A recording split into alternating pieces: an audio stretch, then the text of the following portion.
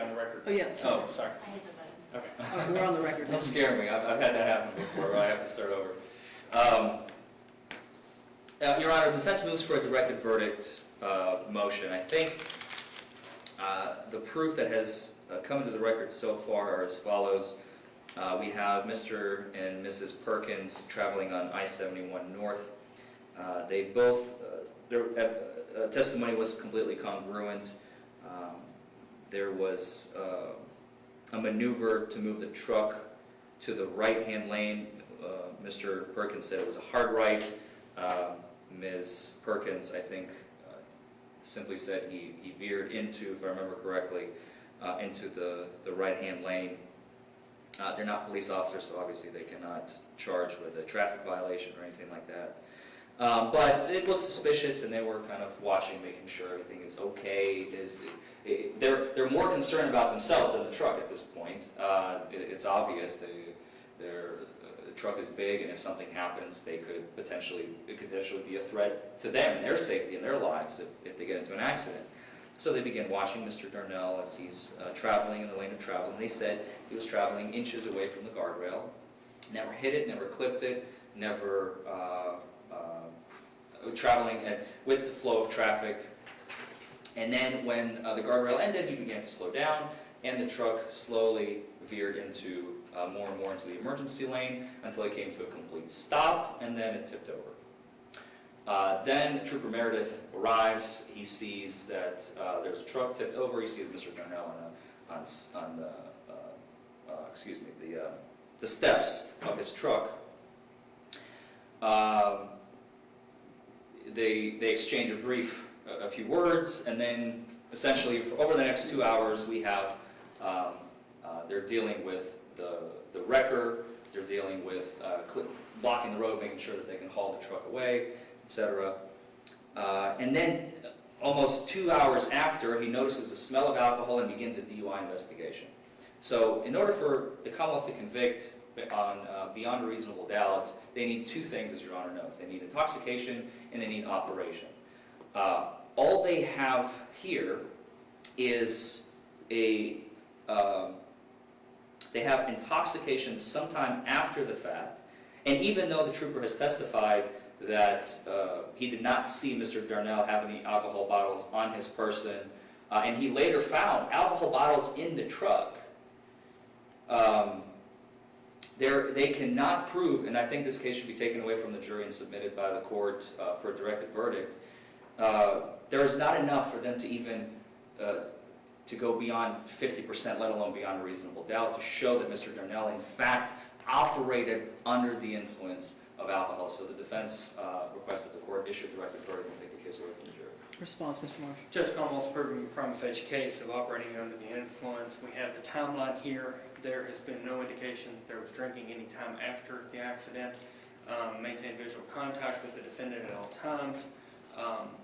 Judge, the fact that he was intoxicated 2 hours later, if there's no intervening events or anything, the jury can make a reasonable inference that he was intoxicated at the time he was driving. So there's nothing in here, no proof has been put on or anything to take away that reasonable inference that the jury could make. We believe it's fully a factual question for the jury, and the jury could find beyond a reasonable doubt he was operating under the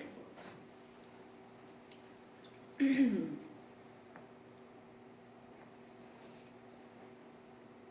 And this was a refusal case, was it not?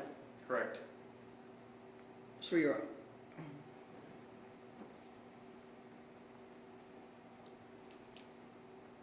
I believe there's a prima facie case to go forward at this point. I appreciate your argument, but I think I think it stays with the jury. Understood. Thank you. All right, so let's bring them back in and all rise for the jury.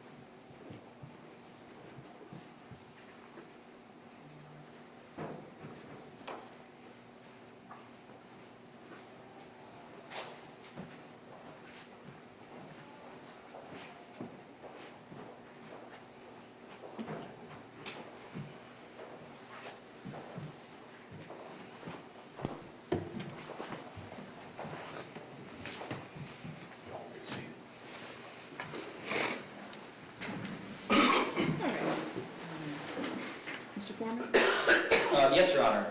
The defense calls Mr. Dan Darnell to the stand. Mr. Darnell, if you'll come up to the box and then face me once you're there, and I'll swear you in. Raise your right hand. Do you swear to tell the truth, the whole truth, and nothing but the truth when you testify? I do. Okay.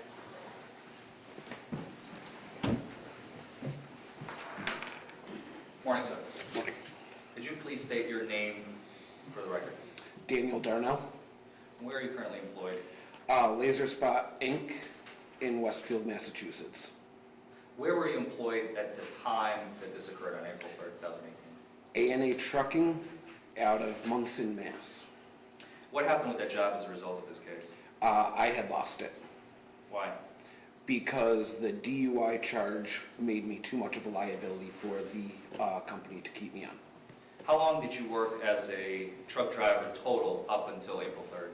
I had been a Class A CDL driver for up to 4 years upon that time.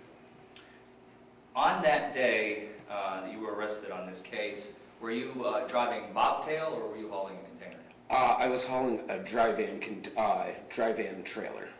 What does that mean? It's not refrigerated, it's just a box trailer. How long was it? 53 feet long, 13 feet 6 inches tall. And how heavy was it? Around 42,500 pounds. Where were you going with it? I was heading towards Massachusetts. And why were you going there? That is where the company I had to deliver to had me scheduled. Now, at some point, you made a decision to stop. Why did you do that? I'm not very clear with the area. I don't travel this way very often. I needed to use the bathroom. So I saw that there was a rest area ahead, but I had then come across a sign that said it was closed. So what did you do then? I pulled into the emergency lane so I could relieve myself. Why didn't you try and travel maybe to like an exit or the next rest area or something like that? Excuse me. I cannot go off of a random exit with an 80,000 pound vehicle. Not all exits are capable of holding that much weight. You may run into, as I said, weight limits, low bridges, hanging trees or such. Some exits do not have direct access back onto the highway, so it's very hard to take a 83 or so foot long vehicle off of any random exit. When you decide to make a stop at any point, you're an experienced CDL truck driver, what's it like to stop a semi?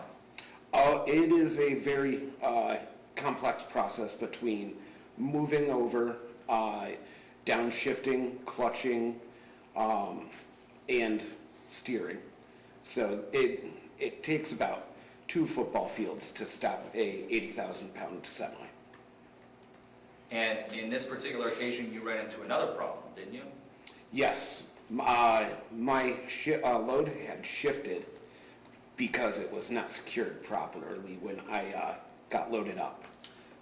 At the time that you were going into the emergency lane, what did you see was impeding your ability to stop in the emergency lane? The guardrail was very close and the breakdown lane was narrow. So if I had stopped where the guardrail was, part of my mirrors or part of my truck and trailer would have been in the lane, and it could have potentially brought a hazard to other commuters. So if you had stopped where the guardrail was, would part of your truck potentially be protruding out into the lane of travel? That is correct. So what did you do in the emergency lane while the guardrail was to your right? Since part of my vehicle was still protruding into the traveling lane, I continued at highway speeds along the guardrail until the guardrail broke. That way that would give me enough room to fully pull out of the traveling lane. Then I began to slow down, downshifting, slow down until I came to a complete stop. And what happened when it came to a complete stop? The trailer and truck then fell onto a 45-degree angle. is it fair to say you were going 0 miles an hour at this point? That would be fair to say. So, obviously at the time, you have no idea what is happening, why this is happening, right? That is correct. What did you later learn? And I think you already alluded to that. Could you clarify that for the jury? I later learned that it was an unsecured load, so during the travel from where I had picked it up, I wish I could remember where I picked up the load from, but during the travel, the load had shifted over to the passenger side of the trailer, making it an unbalanced trailer. Now, are you responsible for the contents as a CDL truck driver of the trailer? If I am allowed to get into the trailer, I am, but this was a different kind of load where I was not allowed to see the contents of the trailer. The loaders, they loaded it up, they came out, they closed the doors and sealed the trailer before I could look to see how the load was actually secured. Is that unusual? Not always. Certain places are different. It depends on the contents or where you are. It depends on the business's standard operating procedure. After the trailer had tipped over, let's get back into that. Could you describe to the ladies and gentlemen of the jury what was going through your mind? What were you feeling? I was extremely panicked because truck driving is one of the top 10 most dangerous jobs in the world. And after an incident like that, not a lot of truck drivers walk away from that. They usually lose their lives. So the first thing I could think of was I wanted to call my parents. I wanted to talk to somebody that I loved because it was very emotional. But since I tipped the trailer and truck, all the contents of all my personal effects had shifted into the passenger side of the truck, and I could not find them. So were you able to call anybody? I was not. What did you do next? I then went into the back of my truck and I took a shot Of what? of blackberry brandy Why? because at the time I was in distress. I was not thinking straight. I wanted to calm my nerves down because it was the scariest thing that's ever happened to me in my life. Has anything, maybe not similar to that, but has anything like that happened to you before where you got into a wreck or an accident I have never been into a wreck or an accident prior to April 3rd, 2018? prior to that date. You said the truck was on its side, about a 45-degree angle, would it be fair to say? That is fair to say.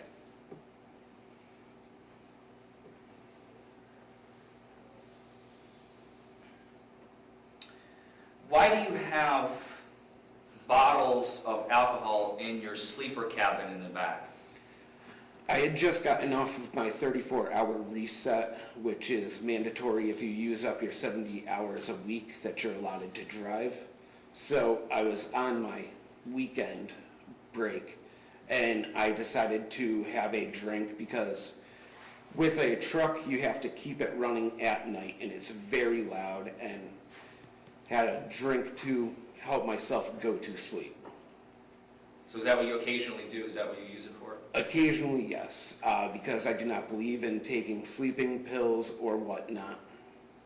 So if, let's say hypothetically, you have 3 or 4, a dozen full liquor bottles in the back, and a DOT inspector, who sometimes are subject to random DOT inspections, right? That is correct. And if you get pulled over by a DOT inspector, does it not concern you that they're going to find them? No, it does not, Why? because it is permissible. Why is it permissible? What's the justification? You are allowed to have alcohol in a vehicle as long as it is not in arm's reach. Was it in arm's reach in this case? At the time of the accident, when the trailer flipped over, it was not. Where was it? It was in a side compartment that is along the side of my refrigerator. So You've seen these photos before, I presume, right? Today is the first time I'm seeing them. Oh, but do you recognize these bottles? Yes, I do. What is that white thing that they're sitting on? That is my refrigerator. Is that where they were at the time of the accident? Absolutely not. Where were they? They were in the side compartment off to the left. There's a cubby hole right there. They were in there. And is that within arm's reach? No, not even if your arm is 6 feet long. All right, so let's get back to the accident. You take the shot. What happens next? I then open up my door and I see a couple fellow truck drivers. One was in the southbound lane and the other was following behind me. They both came over to render aid. One of them offered to give me a ride to the hospital. I said I did not need to go to the hospital. I was going to sit there and wait until the police came. Why? Because I had no reason to go to the hospital and I had no reason to not want to be there when the police came. So what was your goal? What did you need done at that moment? At that moment, I needed my truck to be put back onto the road. What does that mean? I needed the truck to be put back on the road so it could get towed to the nearest shop. Because after an incident such as that, it needs to go for a DOT inspection to conduct if it is safe to be driven after that. Did you have any intention of driving the truck at that point? I did not. It is against company policy to drive your truck after such an incident. What would have happened if you did decide to drive the truck? I would have lost my job and potentially harmed other people if it was not safe to drive.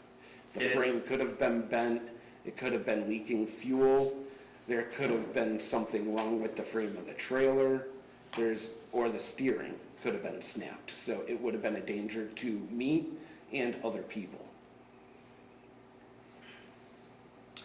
After the officer arrived, did he ask you any questions? He approached me and told me that EMS was on the way. I said I was not in need of EMS, and that was about it to my recollection. Did you ask for a tow truck, or did he say tow truck was on the way? No, he said that the wreckers were already on their way. So you did not need to request a wrecker yourself? No, I did not. So, as you may have already heard, the officer testified, I believe it's in his citation, that you asked to get back on the road. You were not talking about yourself. I was not requesting to get back on the road to drive it. I requested to get back on the road so I could get moving into the direction of the process that needed to be done at hand before I could get back in the truck. How long could that process take? Depending on the closest DOT inspection area or inspector, my company has to find the inspector. I am not at liberty to find it myself, so I could have been sitting there for days. Is that called being put out of service? Yes, that is put out of service When something like this indefinitely. happens? Yeah. At some point, I think we heard more officers arrive, right? That is correct. They arrived to cordon off the highway to stop flow of traffic for the wreckers to perform their job.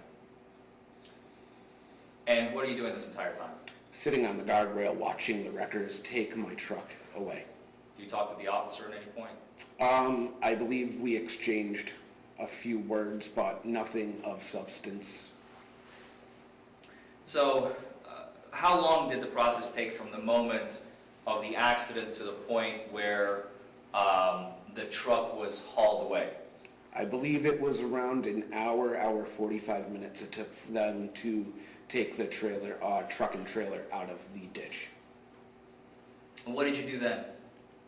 I then went back to the officer. I went to give report and give him my paperwork, my registration, my license, all that pertinent information. And what did the officer respond? He responded with saying that he smelled alcohol on me. What did you tell him in response to that statement? I told him that after the truck had come to rest and on the 45-degree angle, I had taken a shot to calm my nerves. And what did he say in response to that? There was no response. And what did he do after that? He exited the vehicle and asked me to perform a portable breathalyzer test. Did you do it? No, I refused it. Why? I did not want to give evidence for something I did not do. Can you clarify what do you mean? I did not drink and drive. I did not want to give evidence for something that he is assuming that I did. What do you think the officer was trying to do with that breathalyzer? I believe he was trying to fabricate. Judge, it's all speculation of the officer. Sustained. Thank you.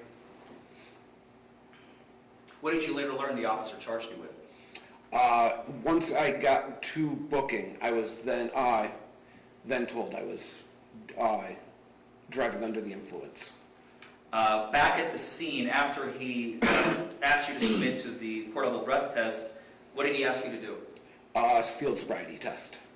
Did you do them? Yes, I did. Why? Because I know you are allowed to refuse a breathalyzer and blood test.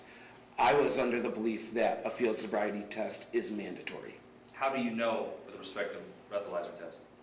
Because I have had a brother with a DUI, and he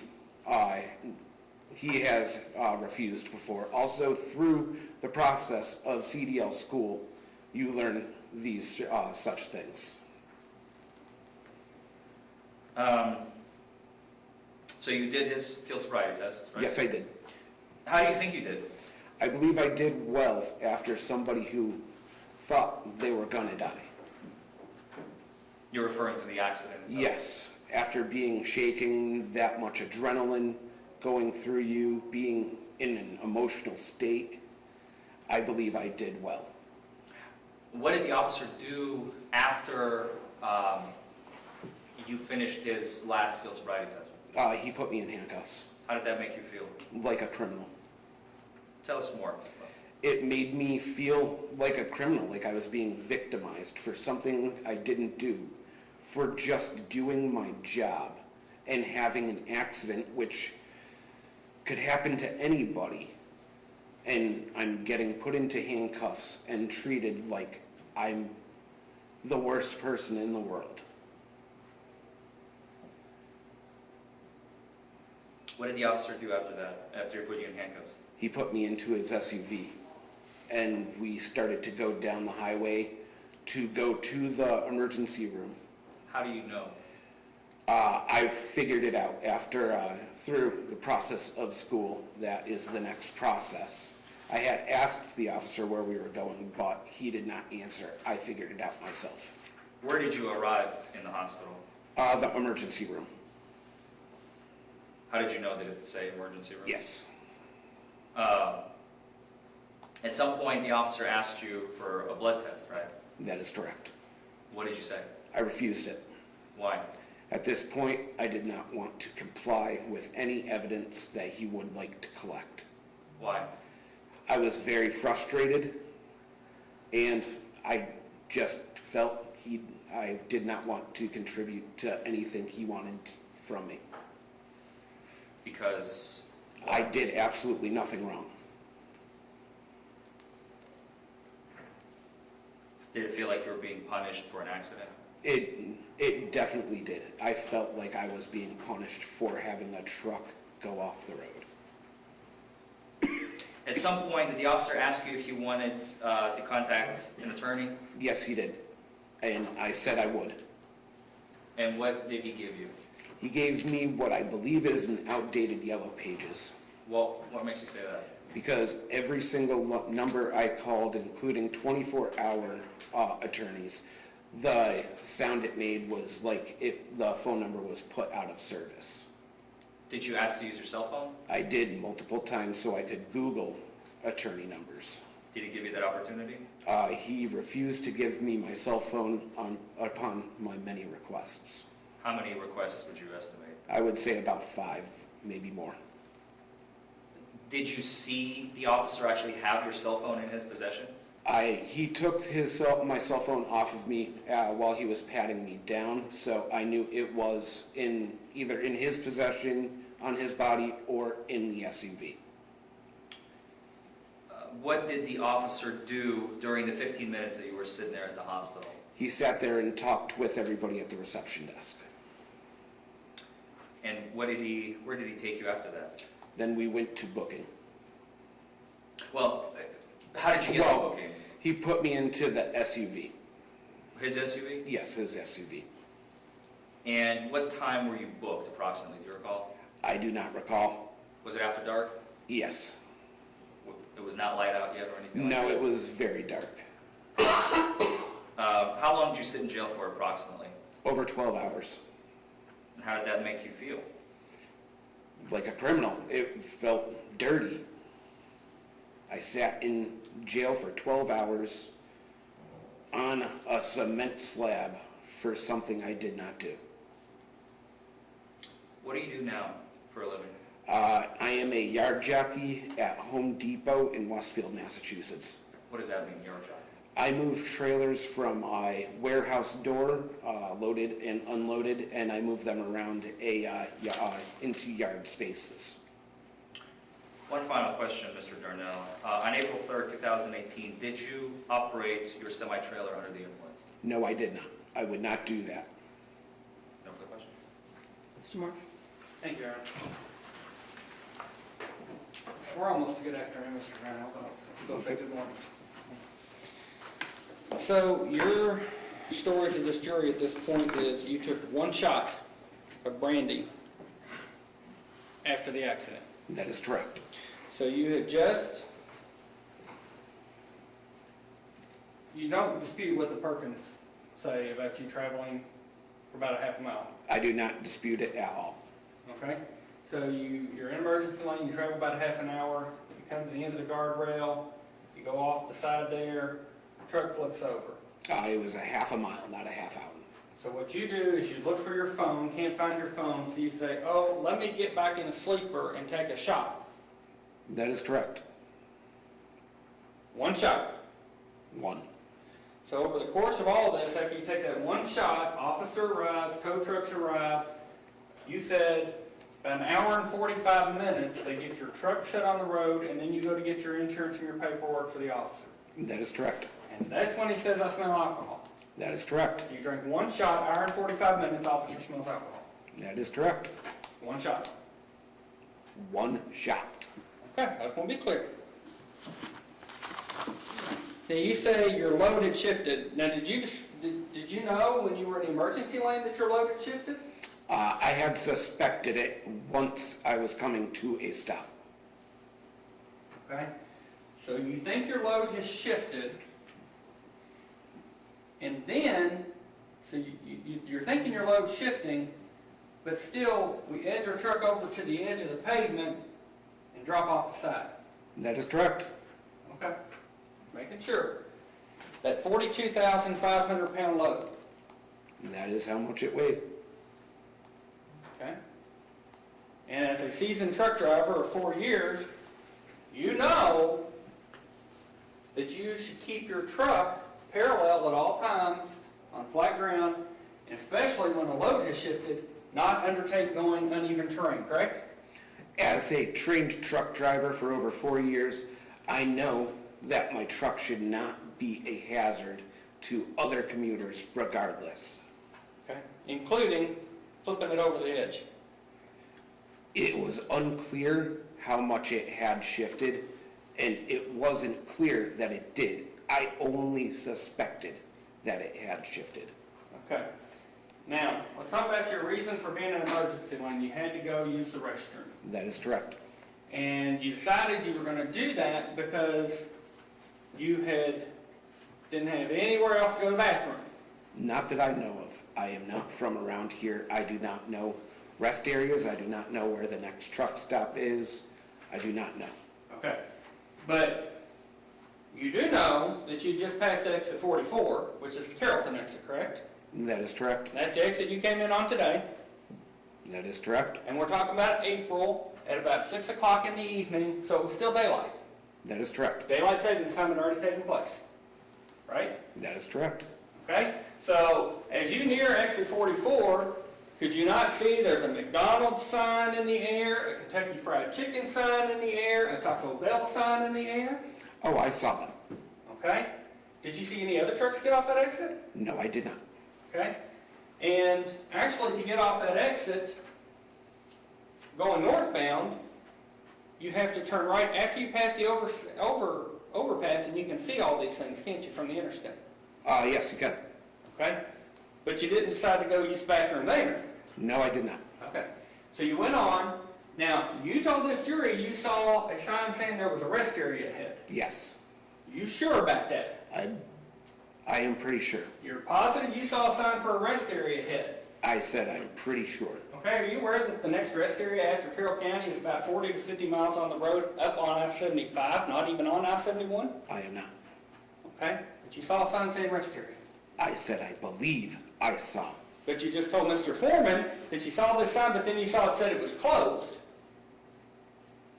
I think it was assumption because I later learned that that is where the tow company had brought my truck. I want you to tell this jury the truth, Mr. Darnell. That is the truth. You're sure you saw a rest area sign? I said I was pretty sure. This isn't something that you have cooked up after you found out the tow company took your truck up to the, what was an abandoned, used to be, or supposed to be rest area? No. I'll remind you, Mr. Darnell, all of these 6 people on this jury, I'm sure, travel Interstate 71, and looking at quite a few of them, they've been here all their lives. They know that there's not been a rest area on that interstate. I am not from around here, so I am not that clear with it. Okay. And you say takes 2 football fields to stop that truck, That is correct. but you didn't want to stop there at the guardrail. That is correct. Okay. Doesn't take a half a mile to stop a truck, does it, Mr. Darnell? No. It takes a little under a half mile, maybe quarter mile to a half, Okay. depending on if it is fully loaded. Now, you say that you had just finished up, I know you're supposed to have downtime as a truck driver after you've been on the road for so long, according to your logbooks. How long have you been on? I had been off for 34 hours. 34 hours. And you decided to have, it looks like 4 bottles of liquor back there? No, those were not all consumed in 34 hours. I am not a maniac. Okay. Now, this looks like a refrigerator here, right? That is correct. And where those bottles are sitting, okay, it's on the top of that, right? That is correct. And you pull right there, that's a handle, you pull that door open, No, okay? How's it no, open? that's just a handle to carry it. Just a handle to carry it, okay. But it swings open, but this is the top of the refrigerator. That is correct. But you said prior to the truck wrecking, those bottles weren't there. No, they were not. So your explanation is those bottles shifted there? No, I am stating that they were taken out of where they were. Okay. So you're saying the police officer arranged all these bottles up on top of that refrigerator? I am. Somebody arranged them on top of the refrigerator for the sake of the photo. Okay. Now, as a truck driver, being through CDL school, driving school, and as common sense would tell you that you just wrecked a semi-truck, right? Correct? On its side, Correct? police are on their way, That is correct. and you take a shot. That is correct. Are you trained to do that at driving school? No, but you're also not trained to deal with an 80,000-pound vehicle flipping on its side. Now, you drive were you an owner-operator, or did you drive a company truck? No, it was a company-owned vehicle. Okay, and I'm sure your company has standard operating procedures, correct? They do. And they have policies of employment. Yes, they do. Now, a lot of companies I know of, with truck drivers especially, whenever there's an accident, what do they always usually require you to get done? Drug test. they also require you to get an alcohol test or submit to one? Not mine. Your company didn't require you to get an alcohol test? No, they did not.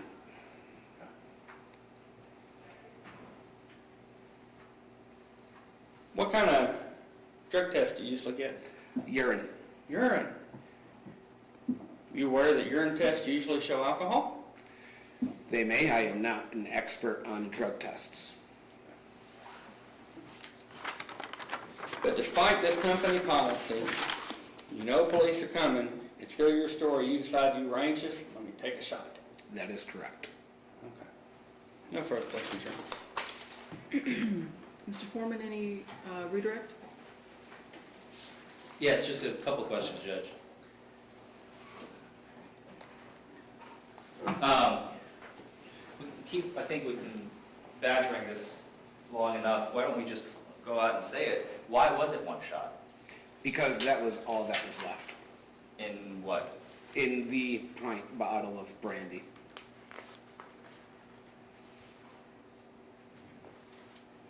It was less than a sip. And what state of mind were you in when you took it? Panic. Were you thinking clearly? No, not at all. I had thought I just died. And Mr. Marsh has asked if you get drug tested. Have you been passing all your drug tests? Yes, I've been through three different companies since then, and I have passed every single drug test.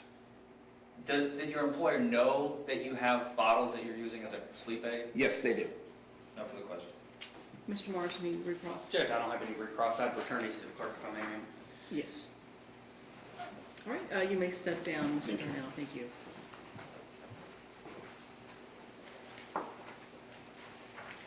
All right, any additional witnesses for defense counsel? No, the defense rests. All right, thank you, sir.